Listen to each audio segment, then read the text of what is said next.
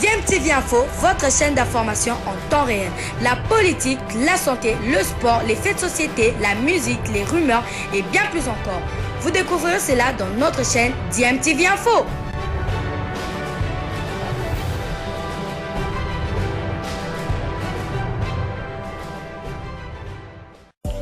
Vous êtes sur DMTV, bonjour ou bonsoir, tout dépend de l'heure à laquelle vous nous suivez. Tout plaisir est pour nous de vous retrouver, mais surtout de savoir que vous êtes nombreux en train de suivre votre chaîne YouTube DMTV. DMTV qui vous propose l'actualité, vous propose également des analyses et des réflexions sur des sujets d'actualité, sur des faits sociaux, tout simplement sur des réalités que nous observons ici chez nous en République démocratique du Congo.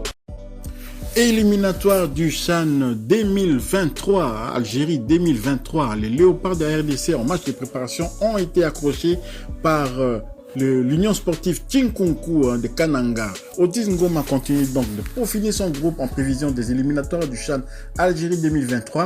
En match amical le lundi dernier, Sepoulin et l'Union sportive Tinkunku de Kananga se sont neutralisés sur la note de 1 but partout au centre technique Koura Rampova de la FECOFA à Kinshasa. Jean-Marc Bakousou-Mundele sur coup franc avait ouvert le score pour les Léopards après l'égalisation des Corbeaux et intervenu à la 7e minute de récupération avant la fin du match par le défenseur central Bernard Moukeka. Ce match amical entre dans le cadre de la préparation de la double confrontation entre les Léopards A-Prime et les Sao du Tchad, dont la manche allée aura lieu le dimanche 28 août au Cameroun. Je vous invite à suivre quand même un résumé de cette rencontre et ensuite aussi vous allez voir, nous allons parler du Tchad aussi, le Tchad qui est déjà en route pour le Cameroun, le Tchad qui ne prend pas les choses à la légère. Les Tchadiens veulent absolument aussi se qualifier dans cette compétition du CHAN. Suivez et puis nous nous retrouvons tout juste après.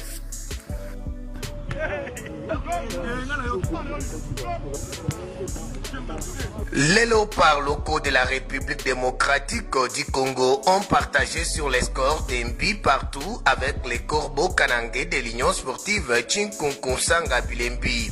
C'est lundi 22 août au terrain du centre technique Baudouin Koura-Rampova de la Fédération congolaise de football association FECOFA.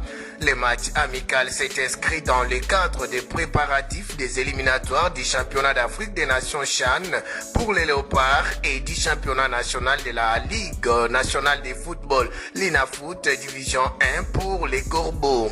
L'attaquant du FC Saint-Éloi Lupopo Jean-Marc Bakousou-Mundele a ouvert la marque à la 78e minute pour les Léopards avant que les Corbeaux n'égalisent à la 87e minute grâce au jeune capitaine Bernard Moukeka. Signalons que les poulains du coach Patrick Maïndou poursuivent leur pré-saison avant l'entame de la nouvelle saison sportive 2022-2023 du championnat national de la République démocratique du Congo.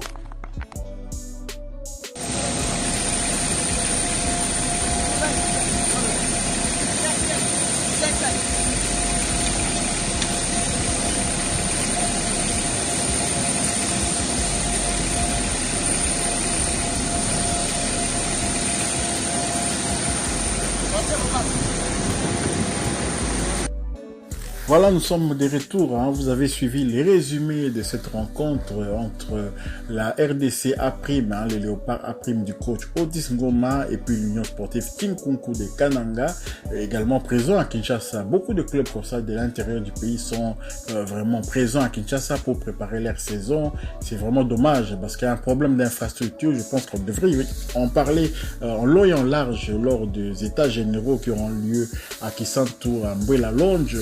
Il faudra vraiment qu'on en parle. Vraiment, il y a un problème sérieux d'infrastructure. Tous les clubs viennent à Kinshasa. Tous les clubs veulent pour Rampova. Tous les clubs veulent le centre Oujana. Tous les clubs veulent le stade des Martyrs. Donc vraiment, il est difficile, même si on met une pelouse de dernière génération, il est vraiment très difficile de pouvoir entretenir cela dans une durée normalement un peu plus longue. Parce que le stade et le terrain est tellement utilisé pour comme on pourrait dire en anglais anytime, donc le terrain est tout le temps utilisé et à la longue ça va se détériorer. Donc voilà, un but partout entre les Léopards A-Prime et l'Union sportive Tinkunku.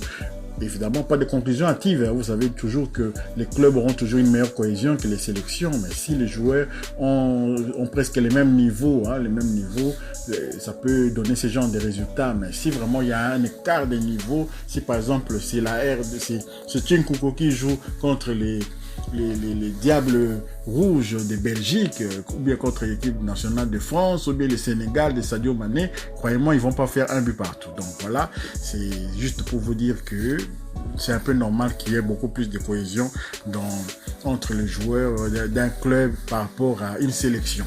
Donc voilà ce qu'on voulait dire concernant ce match. Mais maintenant, vous avez vu aussi, nos amis tchadiens sont déjà en route. Ils sont déjà arrivés au moment où je vous parle là. Ils sont déjà arrivés au Cameroun avant nous. Donc c'est eux qui vont recevoir, bien entendu. Mais ils sont déjà arrivés avant nous, s'acclimater et tout. Donc du côté tchadien, ils ne prennent pas les choses à la légère. Donc vous voyez, leur entraîneur, je vous avais mis ça ici même